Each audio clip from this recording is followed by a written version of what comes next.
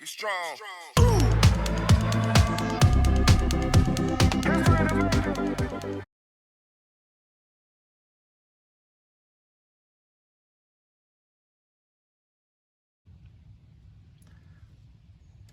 What's really good about refurbishing these wheel rims is you get rid of things like this, probably where a previous balance weight was put on the tire. You can see another one here, and all sorts of scum and filth collected by road rash, curb rash, and just general aging. So that's what we're going to attempt to get rid of.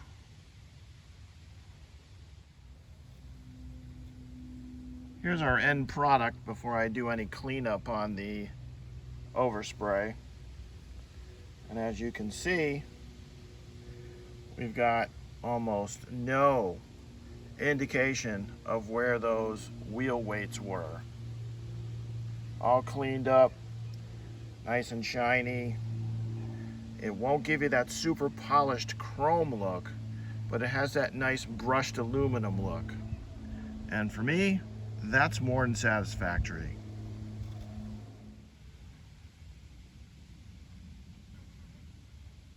Okay, YouTube, today we're going to do a nice cleaning and painting of some Fiero rims.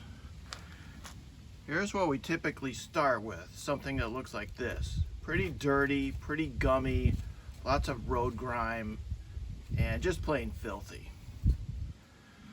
So I found an easy way to get to this point without spending a lot of time and or a lot of money. So what you're going to need is these items right here. First, we're going to start with a cleaner that you will spray on the rim, and then you will wash it with one of these Scotch-Brite pads. This is the maroon pad.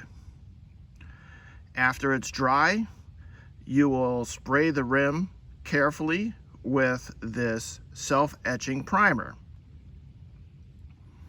Once that's dry, I used the Duplicolor stainless steel paint right here. If we get any overspray, we'll use the mineral spirits in a rag. So to do this really quickly and avoid a lot of masking, which I really hate doing, I picked up a little trick. I saved the little pieces of junk mail that come in the mail, and I use them as a mask. So I will use one hand right like this and move it around and spray. Works pretty well. And yeah, you're gonna get some overspray, but it's not a big deal. That's why we have the mineral spirits and a rag. We'll just wipe off the tire, whatever goes on is overspray. Now you can see the difference between the two, and the result looks pretty darn good to me after literally spending less than 10 minutes on this rim. Now the overspray did get inside these little areas here, which are typically a dark gray on the Fiero, but I kind of like the way it looks with the overspray going in. These can be tough to paint because they have a mill pattern on them. If you have the coating on here, like the early Fieros that have a plastic coating, you'll need to remove that first.